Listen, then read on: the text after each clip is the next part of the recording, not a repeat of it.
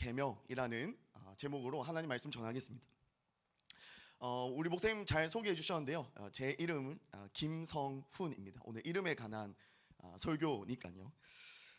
한자 뜻을 조금 이렇게 좀 TMI지만 여러분들한테 전해주면 거룩할 성자에 공훈자입니다. 그러니까 공적을 쌓다 할 때 그 공훈자인데요. 나름 그 니값하면서 사는 것 같아요. 반전은 뭐냐면 저의 이름을 지어주셨던 저희 할아버지가 절에 다니실 때 지은 이름이라는 점입니다.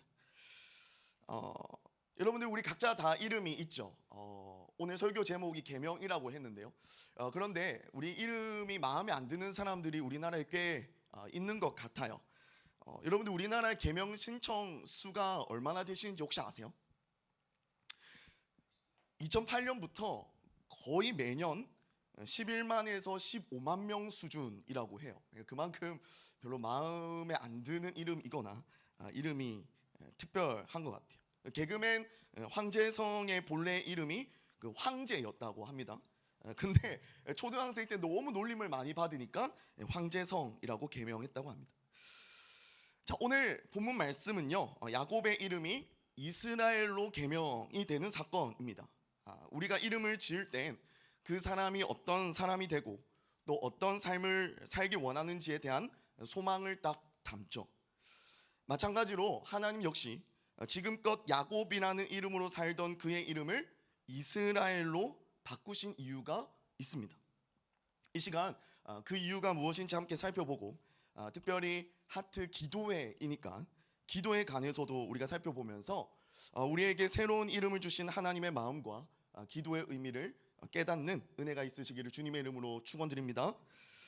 자, 우선 오늘 본문의 사건 전까지 야곱의 인생이 어떠했는지 잠깐 돌아보면 좋을 것 같아요. 야곱은 어머니 리브가의 뱃속에서부터 형 에서의 발꿈치를 잡고 태어났어요. 그래서 발꿈치를 잡다라는 뜻의 야곱이라는 이름을 얻게 된 거죠. 시간이 흘러서 아버지 이삭이 늙어 언제 죽을지 몰라 두 아들을 불러서 축복을 해요. 야곱은 또 한 번 형 에서의 발목을 잡는 사건을 일으킵니다. 야곱을 더 좋아했던 리브가와 꾀를 내어서 이삭을 속이고 장자의 축복을 받게 되죠. 이에 화가 난 에서가 야곱을 죽이려 했고 야곱은 외삼촌 라반의 집으로 도망을 갑니다. 자, 어느덧 20년이라는 세월이 흘렀습니다. 현재 야곱은 하나님께 복을 받아서 엄청난 거부가 되었습니다. 무려 2명의 아내가 생겼고 12명의 자녀를 얻었으며 수많은 가축도 소유하게 되었습니다. 그러다 보니 야곱의 재산을 호시탐탐 노리던 라반의 태도가 조금씩 바뀌기 시작해요. 자, 이때 하나님이 야곱에게 찾아오세요. 창세기 31장 3절 말씀인데요, 제가 한번 읽어보겠습니다. 여호와께서 야곱에게 이르시되 내 조상의 땅 내 족속에게로 돌아가라. 내가 너와 함께 있으리라 하신지라. 아멘. 야곱은 하나님의 말씀을 듣자마자 도망치듯 라반의 집을 떠나왔습니다. 뒤늦게 이 소식을 들은 라반이 뒤쫓아왔지만 우여곡절 속에 둘은 화해 언약을 세우고 갈라서게 돼요. 하지만 야곱의 진짜 문제는 이제부터입니다. 고향 땅 가나안으로 가면 자신이 속여 장자의 축복을 빼앗은 형 에서를 마주해야 했기 때문이죠. 더군다나 에서가 수하에 400명이나 거느리고 온다라는 소식을 듣게 됩니다. 여러분 한번 생각해 볼까요? 야곱은 하나님이 나타나셔서 자기에게 주신 말씀을 따라 나왔습니다. 너는 조상의 땅 내 족속에게로 돌아가라. 내가 너와 함께 하리라. 그 하나님의 약속을 받았어요. 사실 이번이 처음이 아닙니다. 야곱은 20년 전 에서의 분노를 피해 도망 나왔을 때도 베델이라는 곳에서 하나님의 약속을 이미 받았어요. 그런데 야곱의 상황이 지금 어떠합니까? 그때나 지금이나 죽음의 위기 앞에 놓여 있습니다. 하나님의 약속을 받았다면 탄탄대로가 열려야 할 것만 같은데 숱한 어려움과 슬픔과 갈등을 겪다가 지금 또 죽게 생겼다라는 말입니다. 여러분들의 삶은 어떠세요? 매주 은혜로운 우리 야베스 예배를 드렸음에도 하트 기도에 나와서 말씀 듣고 그래 우리 다시 한 번 더 힘들어도 믿음으로 이겨내보자, 기도로 이겨내보자 우리가 결단했음에도 여전히 바뀌지 않는 나의 상황과 상처와 현실의 문제들, 오히려 악화되지 않으면 다행이지 하면서 버티고 계시진 않느냐라는 것입니다.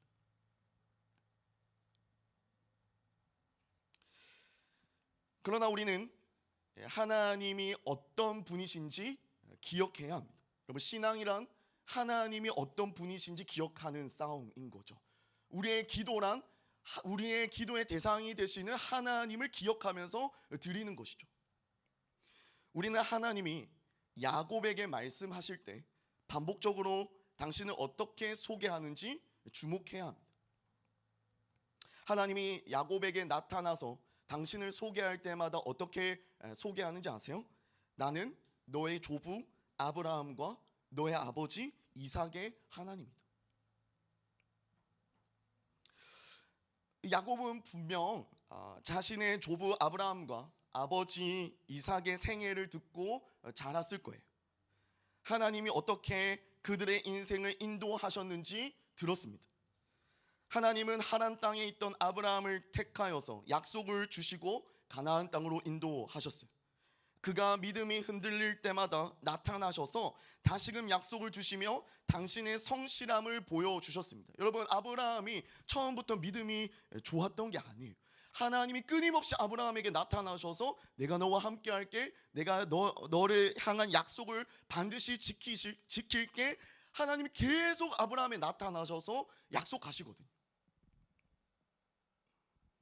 그렇게 아브라함의 아들 이삭까지 바치는 믿음의 사람으로 하나님께서 완성시켰습니다. 하나님이 이삭에게도 동일하셨죠. 신실하셨습니다. 그의 아버지 아브라함으로부터 약속하신 많은 복을 이삭은 누리게 되었어요. 얼굴 한번 본 적 없는 리브가를 예비하셔서 사라의 장막을 채우심으로 계속해서 약속의 계보를 이어가셨습니다. 자, 그렇다면 야곱이 나는 내 조부 아브라함과 내 아버지 이삭의 하나님이다 라는 하나님의 말씀을 들었을 때 어떤 생각을 했겠어요? 하나님이 내 조부 아브라함과 아버지 이삭과 함께 하셨던 것처럼 나와도 함께 하시겠구나. 하나님이 그들처럼 내 인생도 완성하시겠구나. 그런 생각이 들지 않았을까요? 약속하셨으니까, 그리고 우리 할아버지에게도 우리 아버지에게도 약속을 지키셨으니까 그런 확신이 들지 않았을까요? 하나님은 야곱에게 이러한 믿음이 생기길 원하셨던 거죠. 사랑하는 여러분, 이것이 창세기를 통해서 아브라함과 이삭과 야곱의 생애를 통해서 하나님이 우리에게 전달하고 싶은 메시지인 거예요. 우리에게 전하고 싶은 마음이십니다. 성경에 자주 기록되어 있는 나는 아브라함과 이삭과 야곱의 하나님이다라는 말씀은 단순히 그들의 믿음이 대단해서 그들의 이름을 나열한 게 아니라 하나님이 완성하신 약속의 계보를 쭉 나열하시면서 내가 너희의 인생을 책임지는 여호와 하나님이다. 내가 너희의 인생을 시작했고 인도할 것이며 마침내 완성할 여호와 하나님이다. 내가 약속했으니까 내가 반드시 이룰 거야 라는 말씀을 우리에게 전달하고 계시는 거예요. 이 이름 안에. 그래서 때론 우리의 뜻과 다르게 고난까지 사용하셔서 당신의 목적대로 우리를 빚어가고 계시는 것입니다. 야곱은요, 이제 에서와의 만남을 앞두고 이 사실을 깨달은 거죠. 이 사실을 깨달은 거. 그래서 그의 태도가 조금씩 바뀌기 시작합니다. 9절 말씀인데요. 우리 성경을 다 들고 오신 것 같던데 우리 9절 말씀 다시 함께 읽어보면 좋겠습니다. 시작. 야곱이 또 이르되 내 조부 아브라함의 하나님 내 아버지 이삭의 하나님 여호와여, 주께서 전에 내게 명령하시기를.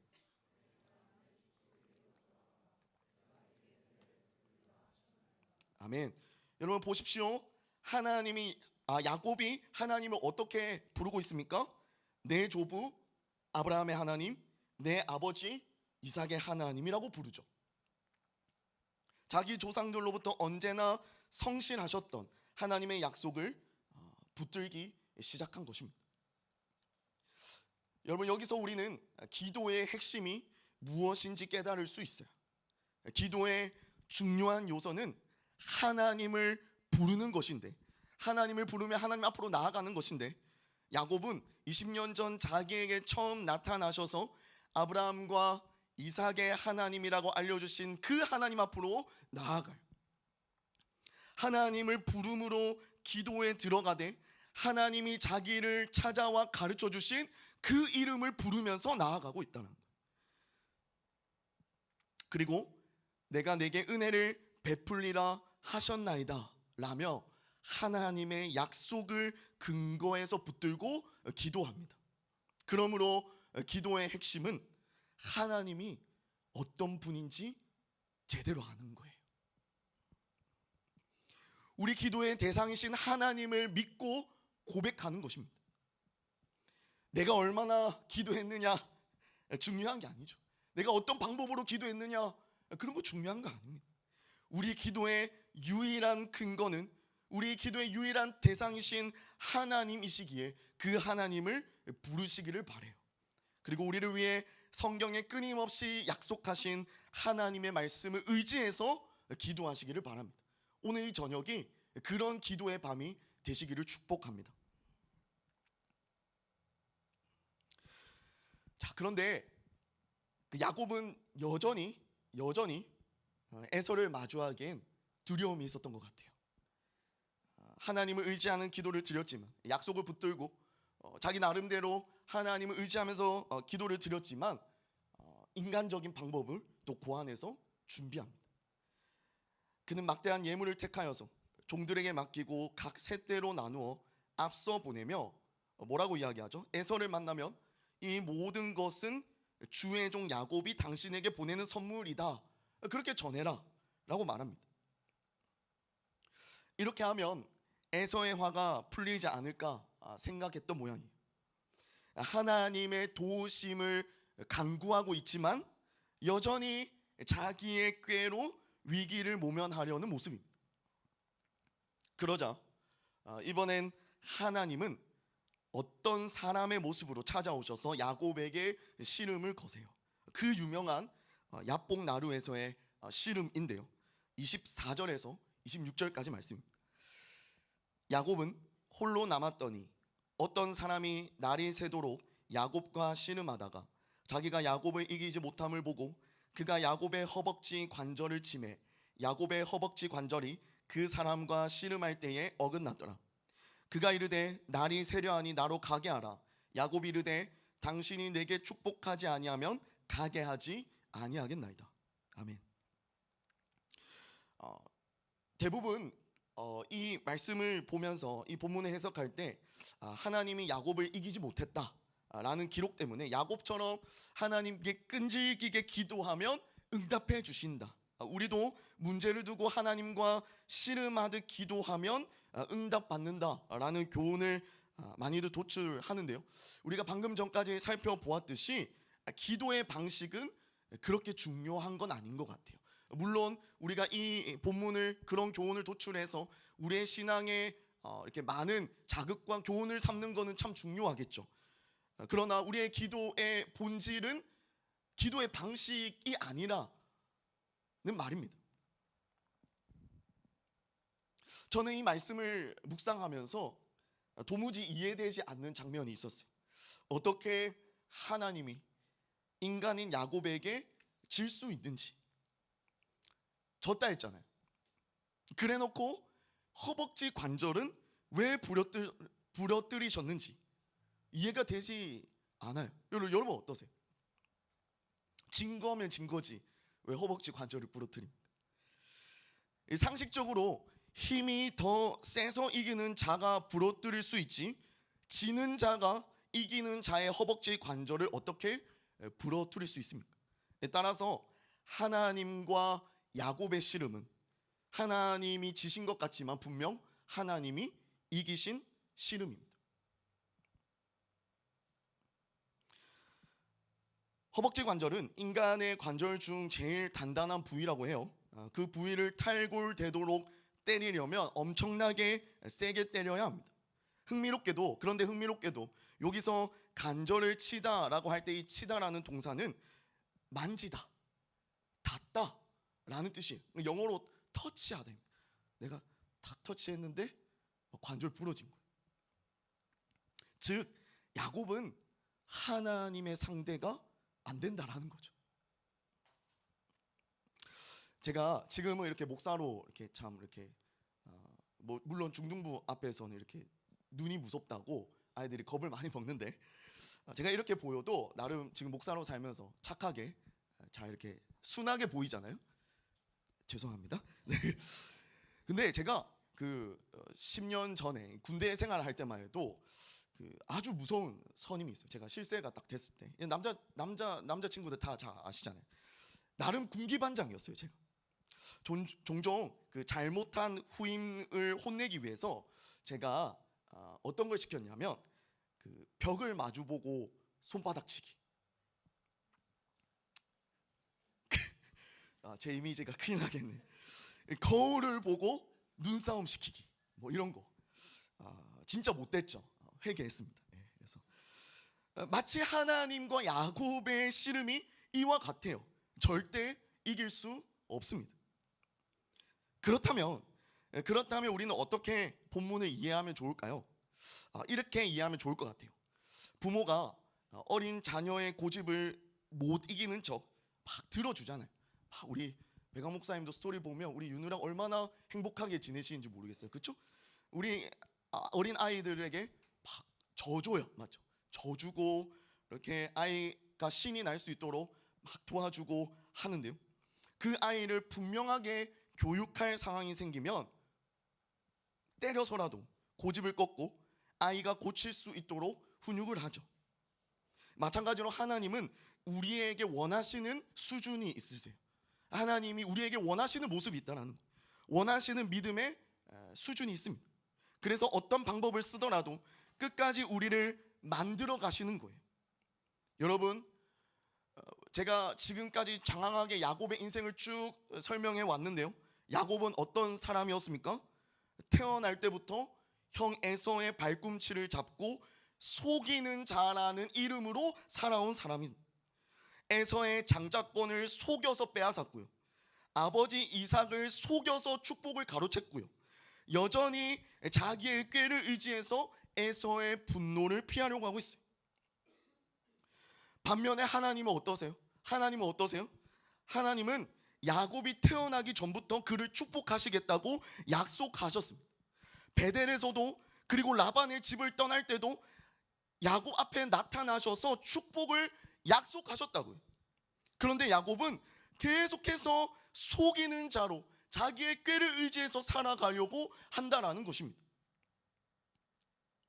하나님과 야곱의 씨름은 야곱이 지금껏 살던 대로 자신의 힘과 능력으로 살아가려는 고집과 더 이상 그렇게 살지 않도록 그의 고집을 꺾으시는 하나님의 고집이 서로 씨름하는 것을 상징합니다. 즉 자신을 의지할 것인가 아니면 하나님을 의지할 것인가, 하나님의 약속, 하나님의 말씀을 의지할 것인가의 싸움인 거예요. 그래서 하나님은 생명의 근원이자 힘의 상징인 동시에 하나님과의 씨름에서 야곱이 버티고 서 있던 힘의 근원인 허벅지 관절을 치심으로 하나님을 철저하게 의지하도록 만드신 겁니다. 사랑하는 여러분, 하나님은요, 잘 기억하십시오. 하나님은 우리의 씨름의 대상이 아니라 의지의 대상이십니다. 다시요, 하나님은 우리의 씨름의 대상이 아니라 의지의 대상이십니다.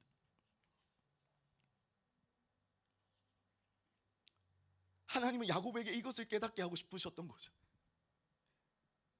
그리고 드디어 야곱의 이름을 계명하세요. 오늘 설교의 핵심인데요. 본문 27절과 28절을 우리 다 함께 읽어보면 좋겠습니다. 27절과 28절 시작. 그 사람이 그에게 이르되 내 이름이 무엇이냐?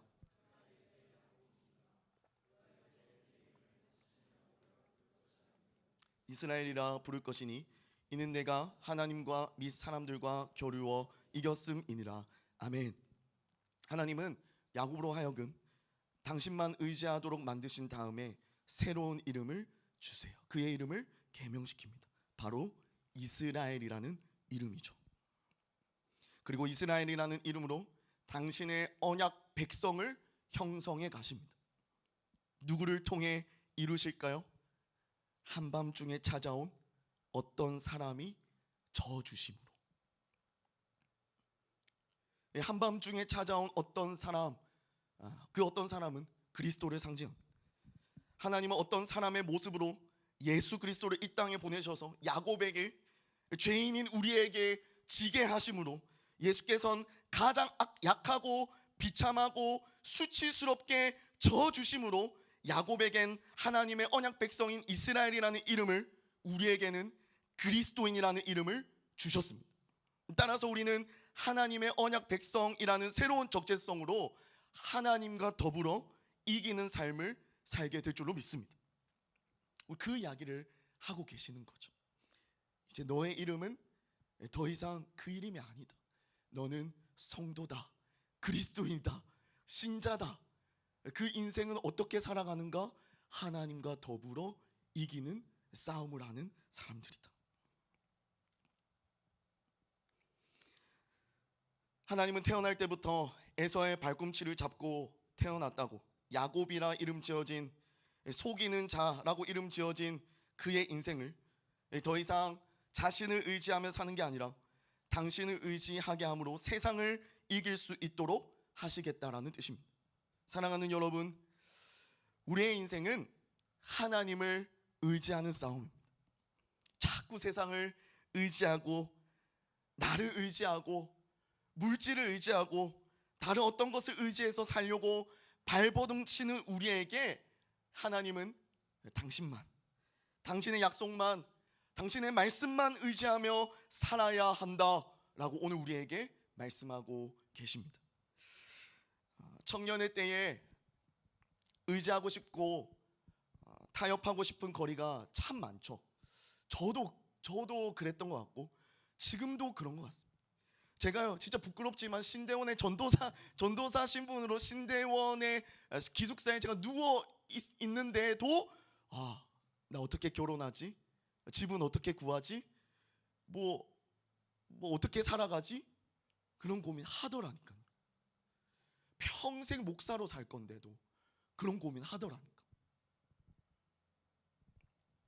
남들은 방학 동안 토익이니 어학연수니 스펙 쌓기 바쁜데, 어릴수록 주식 투자해야 된다, ETF가 좋다던데, 적은 자본이라도 미리 투자해야 하고, 물려받을 집이라도 있으면 결혼이 편할 텐데, 여러 생각이, 의지하고 싶은 것들이 너무 많아요.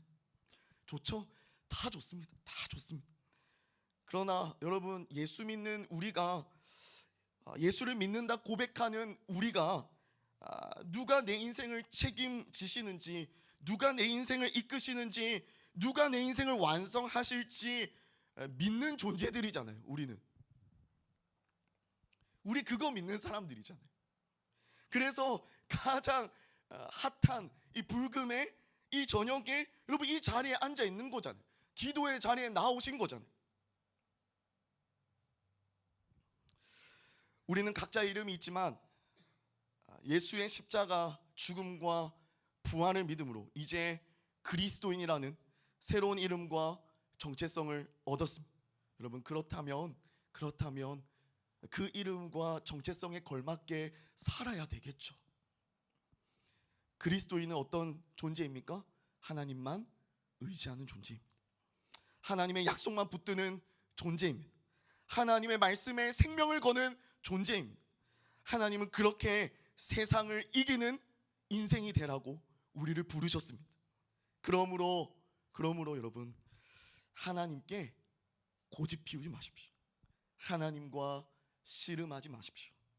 우리의 고집보다 우리의 인생을 당신이 원하는 믿음의 수준까지 완성하시려는 하나님의 고집이 훨씬 강하십니다.